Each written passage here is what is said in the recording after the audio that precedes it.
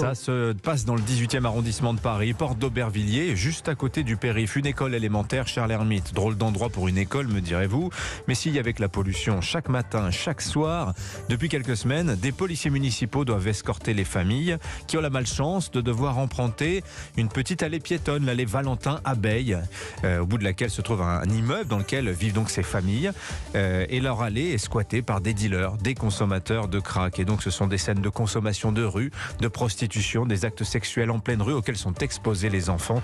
C'est absolument incroyable. On en parle donc avec Emmanuel Ducrot du journal L'Opinion. Rebonjour Emmanuel. Rebonjour Dimitri, bonjour Charlotte et rebonjour à tous. Vous êtes resté avec nous et Charlotte Dornelas, vous l'avez donc annoncé. Bonjour Charlotte. Bonjour à tous. De Valeurs Actuelles. Alors oui, effectivement, il y a la situation géographique. J'ai un peu cet enclavement autour de cette école qui devient une espèce d'abcès de fixation. Mais la question qu'on se pose, cette affaire de crack, ça revient tous les mois, tous les 2 mois. Il y a 2 mois, on commentait le démantèlement du camp de Forceval, porte de la Villette. C'est un petit peu plus loin, dans le 19e arrondissement. On se rappelle de Gérald Darmanin nous expliquant à l'époque, ça y est, c'est bon, le crack s'est éradiqué, s'est démantelé à Paris. Et on voit qu'en réalité, tout ça se reconstitue ailleurs, et notamment devant cette école Charles-Hermite. Mais oui, mais parce que c'est exactement comme tous les démantèlements de manière générale. On démantèle en pensant que ce qui est problématique, c'est la réunion des personnes à tel endroit. Donc si on démantèle le camp, c'est-à-dire qu'on enlève les personnes de cet endroit, le problème est réglé. Il reste le crack, il reste les consommateurs de crack, et il reste les personnes qui sont derrière derrière cette consommation de crack, qui eux sont toujours là évidemment. Et même si vous les mettez 500 mètres plus loin, ils gravitent autour. Donc de toute façon, ils ont leurs habitudes à cet endroit-là. C'est là qu'ils se retrouvent. Mais est-ce qu'on sait pourquoi, Charlotte, c'est toujours au nord de Paris que ça se passe, ces histoires-là? C'est une question d'habitude, ça s'est implanté là-bas et au final ça se passe là-bas, et puis c'est des quartiers qui sont plus délinquants et plus criminogènes qu'ailleurs, donc il y a tellement de choses à gérer pour les policiers que peut-être que c'est plus facile entre guillemets d'être là-bas. Mais surtout sur la question du crack en particulier, il y a tellement de problématiques, on va dire, pour gérer ce problème qui ne dépendent pas directement du préfet, parce que j'entends Gérald Darmanin qui dit régulièrement le préfet a 1 an pour régler le problème par-ci, 6 mois par-là. Le problème, c'est qu'il y a des choses qui dépassent de très loin le préfet. D'abord, les personnes en situation irrégulière, on sait que c'est un trafic qui est très organisé depuis le Sénégal. Le préfet n'a pas entre les mains ni la depuis politique le Sénégal, Oui, il y a une tradition, on va dire, de réseaux criminels très clairement qui organisent notamment la consommation et la délivrance, on va dire, du crack en France depuis le Sénégal. C'est très. D'ailleurs, ceux qui vendent le crack s'appellent entre eux les mots doux. C'est un mot sénégalais. Donc là, il y a assez peu de doutes là-dessus. Dans la consommation, il y a aussi des personnes massivement en situation irrégulière ou complètement marginalisées qui donc à qui se raccrocher en fait pour s'occuper de ces personnes-là, c'est compliqué. Ensuite, on nous dit il y a qu'à faire de la prévention. Bon, déjà dans les personnes qui sont déjà sous crack, la prévention c'est un peu tard. Par ailleurs, vous faites de la prévention auprès de qui, puisque c'est une population extrêmement marginalisée de base qui sombre dans la consommation de crack. Et enfin, il faut les mettre à l'hôpital. Et là, on peut basculer sur un débat sur l'état de l'hôpital si vous voulez. Mais vous voyez, la boucle est bouclée. Restons sur le crack. La drogue du pauvre, comme on l'appelle, Emmanuel Ducrot. Non, mais c'est l'enfer pour ces riverains. C'est vrai que c'est l'image est saisissante de ces policiers municipaux encadrant des enfants à qui on dit ne regarde pas ce que tu vois. Mais c'est totalement indigne. Enfin, comment est-ce qu'on peut accepter une chose pareille? Jusqu'à maintenant, dans ce débat, on s'est quand même beaucoup plus préoccupé du bien-être des consommateurs de crack. Alors, je ne dis pas qu'il faut les laisser tomber. Je veux dire, c'est des gens qui ont profondément besoin d'être aidés. Enfin, les gens qui vivent là n'ont rien demandé à personne. Les enfants qui vivent là n'ont rien demandé à personne.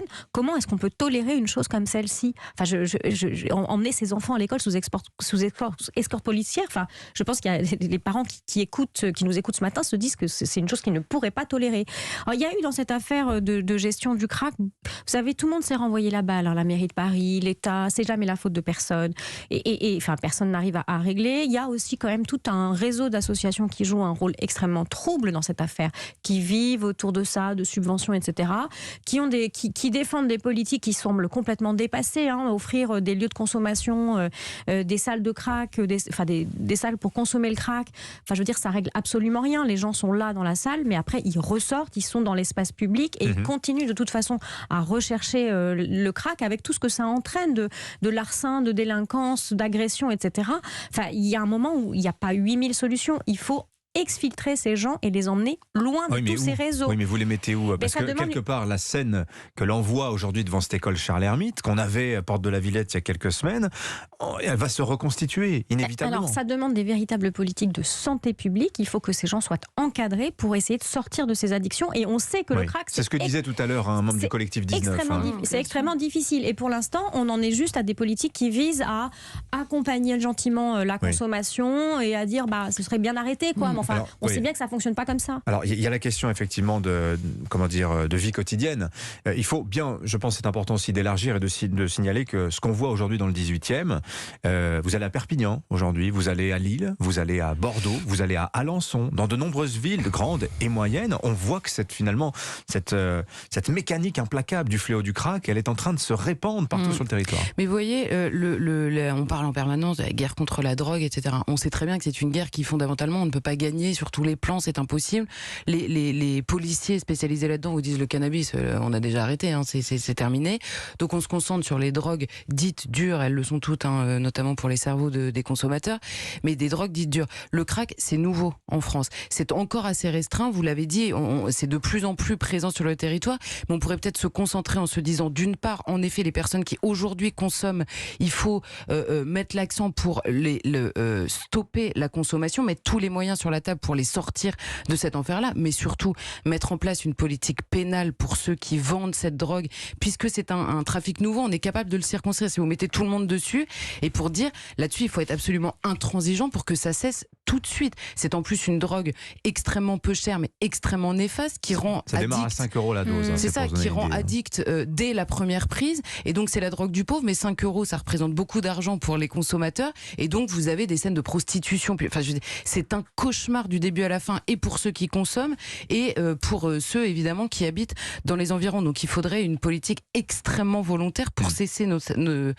pour cesser aussi le trafic, quoi. Ne pas simplement se préoccuper de sortir de la drogue les gens qui la consomment. Alors la question est de savoir, y a-t-il des endroits dans le monde où le crack a été combattu victorieusement, si je puis dire, ou est-ce qu'on peut des villes qui peuvent se vanter? Je crois que la Suisse, la ville de Genève, a été par le passé confrontée très durement à des problématiques assez similaires, de squat et de consommation de crack de manière extrêmement concentrée comme ça. Et la ville de Genève y est arrivée, mais par des politiques finalement apolitique, si je puis dire, Charlotte Dornelas, c'est-à-dire que on a en France une gauche qui dit non, il faut accompagner la consommation, réduction des risques, et une droite qui se veut très ferme et punitive, mais en réalité, et on voit les politiques qui sont appliquées actuellement, où les zones de consommation sont démantelées et se reconstituent aussitôt. Mais oui, parce que si on s'intéresse pas au réseau, et en fait, Charlotte a raison, ce sont des petits réseaux. Les gens qui font du commerce de crack à Paris, c'est quelques centaines de personnes, et on sait très bien qui c'est, et on les connaît. Enfin, c'est un peu de cocaïne qu'on cuisine dans une cuisine, et puis voilà. Tout ça, c'est un tout petit écosystème. Il faut bien comprendre que c'est un tout petit écosystème, une toute petite surface, mais que ça a... Il n'y a pas de multinationale du crack, c'est ça? Non, et tout ça, ça a des répercussions absolument terribles sur les environnements. Mais il faut comprendre aussi que c'est une drogue de la misère, et que c'est sur la question du crack se superposent des quantités de problèmes sociaux qui s'agglomèrent sur ce sujet-là. Et on ne peut pas régler juste le problème du crack. Il y a les mineurs isolés qui sont là et qui tombent dans cette affaire. Il y a la prostitution, il y a de la violence. Enfin, tout est circonscrit au même endroit. Les policiers, qu'est-ce qu'ils en disent du crack en 2 mots, Charlotte Dornelas? Non, mais je me fais un peu là le porte-parole, parce que je ne suis pas une spécialiste du crack à la base, mais c'est vrai qu'en leur parlant, il y a cette idée que c'est un trafic particulier qui est en effet encore restreint, et que si on voulait, mais bon, avec des si, le problème c'est que c'est en effet d'abord très politisé, que d'un côté il y a les gens, la drogue c'est pas si mal, je caricature évidemment, mais il y a un côté la drogue c'est pas si mal, et de l'autre il y a qu'à Faucon, si on met des policiers ça va bien se passer. Non, c'est en effet plus compliqué que ça. Il y a énormément de problèmes qui s'ajoutent les uns aux autres, et en fait on met une loupe sur beaucoup de problèmes qui touchent plus largement le pays entier. Donc les policiers, ils sont comme les préfets.